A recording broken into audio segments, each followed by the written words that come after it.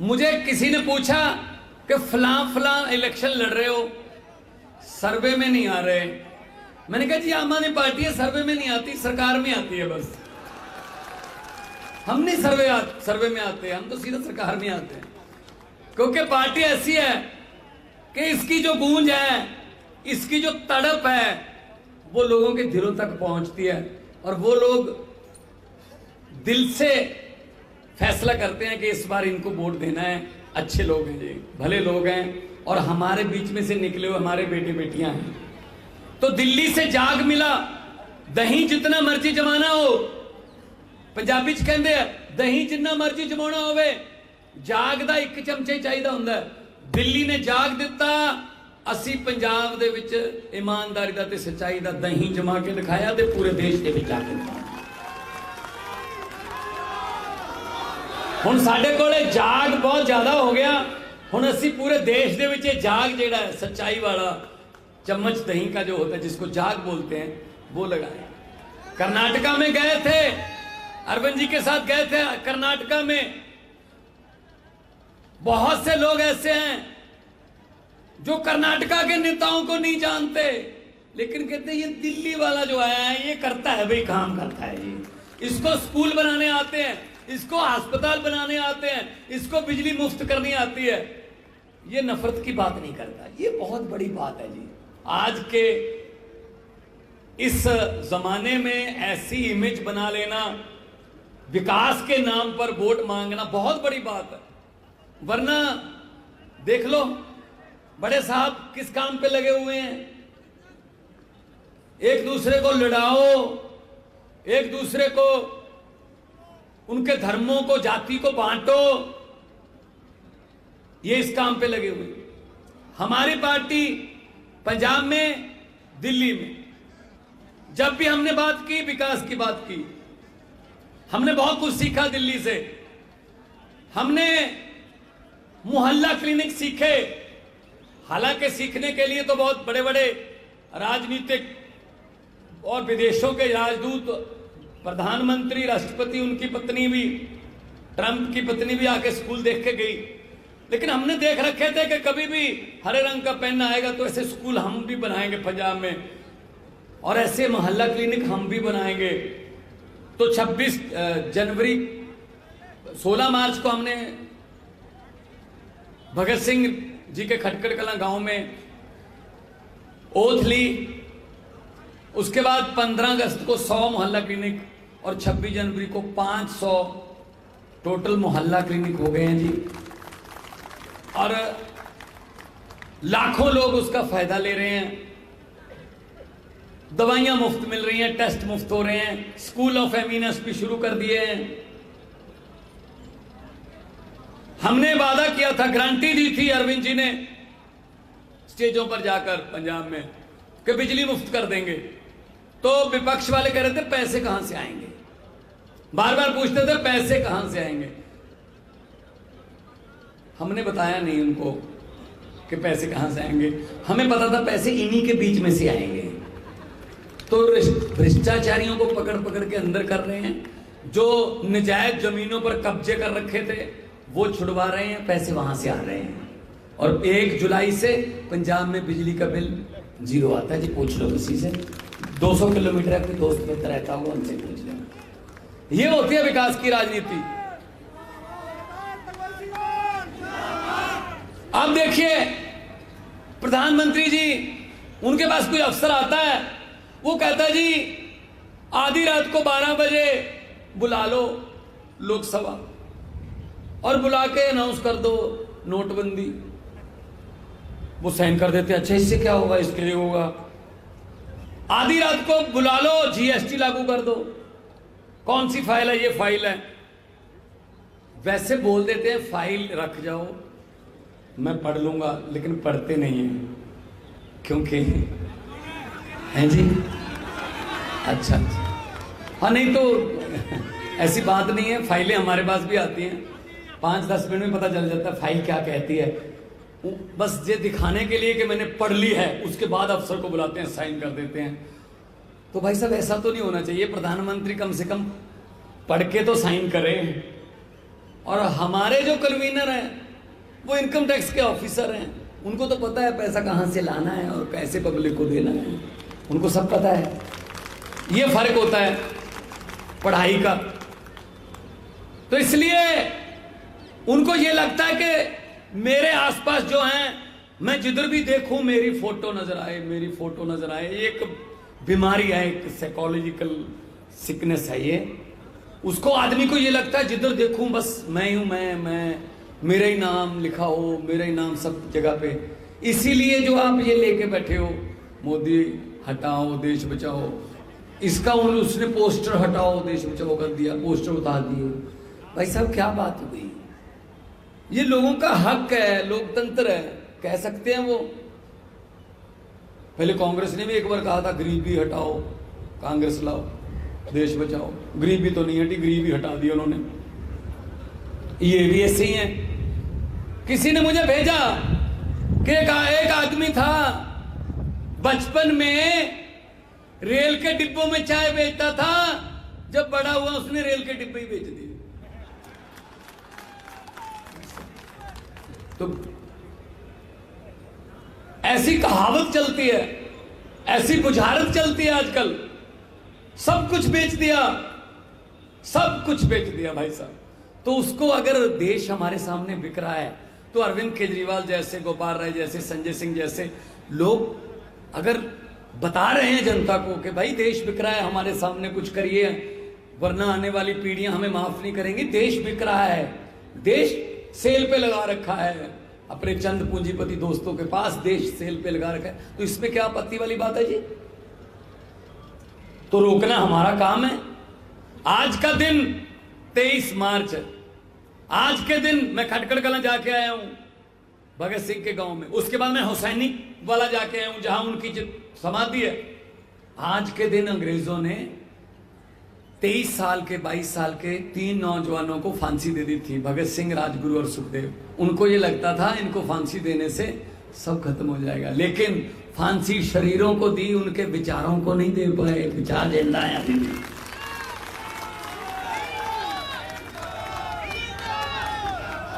देखिए भाई साहब, विचार किसी भी उम्र में आ सकते हैं। भगत सिंह 17 साल की उम्र में घर से निकले थे और 23 साल की उम्र में फांसी हो गई, लेकिन 6 साल में उनकी बौद्धिकता अगर देखोगे, पढ़ोगे तो पता चलेगा क्या आदमी थे वो, क्या लोग थे वो। राजगुरु, सुखदेव, भगत सिंह, लाला लाजपत राय, बुकटेश्वर दत्त, राम प्रसाद बिस्मिल, चंद्रशेखर आजाद, क्या लोग थे वो। उन्होंने अपने सपनों की आजादी ये तो नहीं सोची थी जो आजकल है, ये तो उनके सपनों की आजादी नहीं है। शहीद आजम भगत सिंह जी को कभी भी ये चिंता नहीं थी कि आजादी आएगी या नहीं। वो कहते थे आजादी तो आके रहेगी, आजादी तो मिलेगी। चिंता सिर्फ एक बात की थी, जो चिंता बिल्कुल सही निकली। चिंता उनको ये थी कि आजादी के बाद ये देश कौन से हाथों में जाएगा, और वो चिंता उनकी सही निकली। 75 साल हो गए भाई साहब, अभी सीवरेज, गलियां, नालियां, छप्पड़, टोबे अभी वहीं रुके हुए हैं। 75 साल हो गए। और बड़े साहब हैं वो, उनको ये लगता है जब से मैंने ओथ लिया देश तब से याद हुआ है। वो 6 साल वाजपेयी वाले भी खा जाते हैं बीच में ही, उनमें भी कह देते हैं 70 साल से कुछ नहीं किया। ऐसा नहीं होता। जो सिकंदर था वो जीतना शुरू कर चुका था 18 साल की उम्र में, जीत कर आगे चला जाता था, अगले राजे को जीतता था, फिर आगे चला जाता था। ये बात मैंने लोकसभा में बोली थी। अगले जीतता चला गया चला गया चला गया। क्या गलती हुई?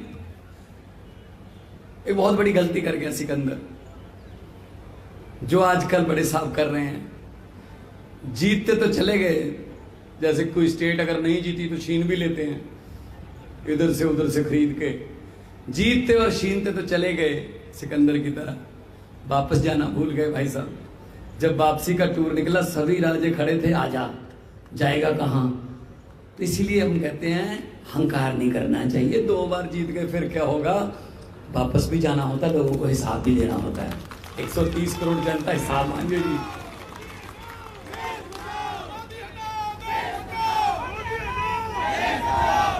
तो वापस भी जाना होता है। अहंकार नहीं करना चाहिए। हर वक्त अरविंद केजरीवाल जी हमको यही समझाते हैं, जिस मर्जी कुर्सी पे बिठा दे जनता, जनता के लिए काम करना है, अहंकार नहीं करना है। क्योंकि अहंकार, पंजाबी में हमारे कहते हैं अहंकार दा सिर नीवा, अहंकार का सर नीचे होता है। बड़े बड़े अहंकारी आए चले गए भाई साहब। ये पब्लिक है, जब चाहे आदमी अर्श पर और जब चाहे आदमी फर्श पर। बड़े बड़े उतारे हैं, बड़े बड़े को गलतफहमी हो गई थी कि हम तो शायद इसी गद्दी के लिए बने हैं। नहीं नहीं, ये नहीं होता।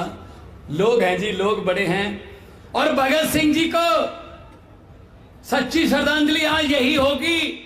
उनकी आत्मा को सच्ची श्रद्धांजलि, उनकी आत्मा भी सुन रही होगी कहीं ना कहीं कि चलो जंतर मंतर पे कुछ लोग तो इकट्ठे हुए, घर से निकले, मेरे सपनों की आजादी को बचाने के लिए कुछ तो निकले। जब भगत सिंह जी आजादी का आंदोलन लड़ रहे थे तब भी लोग मजाक करते थे कि ये छोटे छोटे बच्चे इतने बड़े अंग्रेज साम्राज्य को हिला देंगे, उनको भगा देंगे। हो ही नहीं सकता। लोग मजाक करते थे, लेकिन उन्होंने हिला दिया, उन्होंने उनको भगा दिया।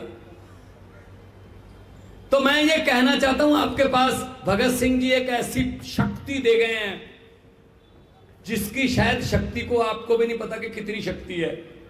उस शक्ति का नाम है वोटर कार्ड। आप अपना वोटर कार्ड देखना जाके घर पे, उस पे फोटो तो आपकी ही लगी होगी, लेकिन उसमें आपको थोड़ी गौर से सोचोगे तो उसमें आपको शहीद भगत सिंह, सरदार उधम सिंह, करतार सिंह सराभा, राजगुरु सुखदेव, चंद्रशेखर आजाद जैसे हजारों योद्धाओं, सूरमाओं की खून की सुगंधी आएगी। तो आप सोचते होंगे कि भगवंत मान ये कैसी बात कर रहा है, वोटर कार्ड से क्या संबंध हुआ भगत सिंह के खून का। जी मैं बताता हूं, शादियां तो तब भी होती थी, सांस तो अंग्रेजों के जमाने में भी लोग लेते थे, गिद्दे भंगड़े भी होते थे, लेकिन अंग्रेज वोट नहीं डालने देते थे। भगत सिंह जी की लड़ाई यही थी अंग्रेजों के साथ कि आप जाइए, ये हमारा देश है, हम अपने नेता खुद चुनेंगे, हम अपने लीडर अपने आप चुनेंगे, हम अपनी वोट से, लोकतंत्र डेमोक्रेसी से हम अपने लोग चुनेंगे, अपने नेता चुनेंगे। तो इसी चक्कर में उनको फांसी दे दी गई। लेकिन उसके बाद देश आजाद हो गया। आजाद हो गया तो हमारे पास वोटर कार्ड बन गया। तो वोटर कार्ड बन गया मतलब वोटर कार्ड किसने बनवाया? शहीद आजम भगत सिंह जैसे हजारों योद्धाओं ने अपना खून दे के ये वोटर कार्ड बनाया है। बड़ा दुख होता है जब पता चलता है इस मोहल्ले में जी वोटर कार्ड 2000 में बिकता है, इस मोहल्ले में तो दारू बांट दो जी 4 पेटियां, तो वोटर कार्ड जहां मर्जी ले जाओ। बड़ा दुख होता है। मैं कहता हूं उसकी कीमत पहचानो, भले ही हमको ना डालो लेकिन अपनी मर्जी से तो डालो। कम से कम जब आप वोट का कोई सौदा करते हो 2000 में, 5000 में या किसी लालच में आकर, तो वो वोट का सौदा नहीं होता, वो शहीद आजम भगत सिंह जैसे हजारों योद्धाओं के खून का सस्ता सौदा होता है। खून का सस्ता सौदा मत करो। उन्होंने बहुत बड़ा हथियार दे दिया, वो वोट डाल के बदल दो, जो लूट रहा है उसको बदल दो, जो खराब है उसको बदल दो, आपके पास चांस मिल गया। अब भगत सिंह ने कहा था कि क्रांति के लिए हर बार बंदूक उठानी नहीं पड़ती, क्रांति के लिए किताबें भी होती हैं। हम लोगों ने भगत सिंह की ऐसी इमेज बना दी है, शायद वो एक लड़ाका नौजवान था, लेकिन उनके हाथ में किताबें भी थी। ये भी सोचो, कभी किताब वाली फोटो देखना, कभी आप पढ़ना कि भगत सिंह क्या क्या किताबें, कौन सी किताबें पढ़ते थे और क्या लिखते थे। उनको जब कहा गया शादी करनी है तेरी, तो भगत सिंह ने कहा, उस दिन मंगना था, मंगनी थी उस दिन जिस दिन भागे थे, तो उन्होंने कहा इश्क करना सबका पैदाइशी हक है, इश्क करना सबका पैदाइशी हक है, क्यों ना इस बार वतन की सरजमी को महबूब बना लिया जाए। जो वतन की सरजमी को, जो देश की धरती को महबूब बनाने वाले लोग थे, उन क्या लोग थे। तो उनके सपनों की आजादी, ये चंद जो नफरत फैलाने वाले उस आजादी का गलत इस्तेमाल करें, ये हमें बर्दाश्त नहीं है। हमने कुछ नहीं बनना जी। जितने भी बैठे हैं नॉन पॉलिटिकल बैकग्राउंड वाले बैठे हैं, कोई अफसर था इनकम टैक्स में, कोई अपना एनजीओ चला रहा था, कोई आईएएस की तैयारी कर रहा था, मैं फेमस कलाकार था, वकील थे, कोई डॉक्टर थे, सब अपनी अपनी जगह काम पे लगे हुए थे। इसी जंतर मंतर पे आए कि भाई साहब भ्रष्टाचार के खिलाफ कोई कानून तो बना दो। तो यहाँ मजाक सुनना पड़ता था उनका, ऐसे सड़क पर बैठकर कानून नहीं बनते। अगर इतना ही शौक है कानून बदलने का, भ्रष्टाचार हटाने का, चुन कर आइए। सड़क पर बैठकर नहीं होगा, चुन कर आइए। देखो भगवान की लीला, एक आदमी को झाड़ू देकर भेजा, झाड़ू ने ऐसी सफाई की कि हम चुनकर आ गए, वो सड़कों पर बैठे। ये फर्क है। अभी हम क्यों कह रहे हैं, हमारा क्या लेना देना, मोदी जी हटाओ या किसी और को हटाओ, हम क्यों कह रहे हैं? हमारी कोई उनसे कोई दुश्मनी थोड़ी है, पर्सनली कोई दुश्मनी थोड़ी है कि मोदी हटाओ देश बचाओ। हमें तो दिक्कत यह है कि हमारे सामने हमारा देश बिक रहा है। तो आने वाली पीढ़ी हमसे पूछेंगी, भाई जब देश बिक रहा था तुम क्या कर रहे थे? कम से कम हम जितने लोग आए हैं, ये अगली पीढ़ी को आंखों में आंखें डालकर तो कह सकते हैं, जिस दिन जब देश बिक रहा था हम आवाज तो उठा रहे थे ना। सूरज ने डूबने से पहले पूछा, कोई है जो मेरी जगह लेगा? तो एक छोटे से दिए ने कहा, मैं कोशिश करके देखूंगा। कोशिश तो करिए ना, कोशिश तो करनी बनती है ना। एक जंगल में आग लग गई, पूरे जंगल में आग फैल गई, सब जानवर भाग गए। एक छोटी चिड़िया थी, चोंच में थोड़ा पानी भर के आग पर फेंकती, फिर जाती, फिर चोंच भर के लाती पानी की, फिर आग पर फेंकती। फिर जब 10-15 बार ऐसा किया, दूसरे जानवर हंसने लगे। अरे भोली चिड़िया, ये तेरी गलतफहमी है, तेरी चोंच के पानी से जंगल की आग नहीं बुझेगी, भाग जा। चिड़िया ने कहा, ये मुझे पता है मेरी चोंच के पानी से जंगल की आग बुझने वाली नहीं है, लेकिन जब जंगल की हिस्ट्री लिखी जाएगी, आप सबका नाम दुम दबाकर भागने वालों में होगा और मेरा अकेली का नाम आग बुझाने की कोशिश करने वालों में होगा। यही फर्क है, यही फर्क है। तो क्यों कह रहे हैं हम? वो कहते हैं ना तो खाने दूंगा ना खाऊंगा, ऐसा बोलते हैं। मैं आपको उदाहरण देता हूं एक। अरविंद जी, एक गांव में भैंसें चोरी होने का सिलसिला शुरू हो गया। लोगों की दूध देने वाली भैंसें चोरी हो जाती थी। एक रात 2 भैंसें चोरी हो गई, अगली रात फिर 1 भैंस चोरी हो गई, तीसरी रात फिर 2 भैंसें चोरी हो गई। तो गांव वाले इकट्ठे होकर एक साधु संत के पास गए, उसी गांव के बगल में ही रहता था वो। उन्होंने कहा, जी संत जी, अपनी तीसरा नेत्र खोलिए और हमें बताइए क्या हुक्म है, क्या करें? हमारी तो भैंसें चोरी हो रही हैं और हमारा काम जो है वो दूध पर चलता है, हमारे परिवार पलते हैं दूध पर। तो उन्होंने, जो संत महात्मा थे, उन्होंने कहा, एक चद्दर तान लेना, चारों कॉर्नर जो है ना, चारों कोने चद्दर के 4 आदमी पकड़ के खड़े हो जाएं और अनाउंसमेंट कर दो, पूरा गांव उस चद्दर के नीचे से निकलेगा। निकालते जाना, जिसने भी भैंसें चोरी की होंगी, जैसे भी चद्दर से नीचे से निकलेगा, तुरंत निकलने के बाद वो मर जाएगा। अनाउंसमेंट कर दी, 4 आदमी चद्दर लेके खड़े हो गए। भाई साहब, पूरा गांव निकल गया, बच्चे भी निकल गए, बूढ़े भी निकल गए, नौजवान भी, और साथ में औरतें भी, महिलाएं भी, सब निकल गए। कोई नहीं मरा। कोई इधर उधर कोई रिश्तेदारी में क्या हुआ था उसको भी लाए, उसको भी नीचे से निकालो, है तो अपने गांव। कोई नहीं मरा। फिर दोबारा गए, संत जी कोई नहीं मरा। तो संत जी ने कहा कि चद्दर किसको पकड़ाई थी? कहते ये और ये और ये।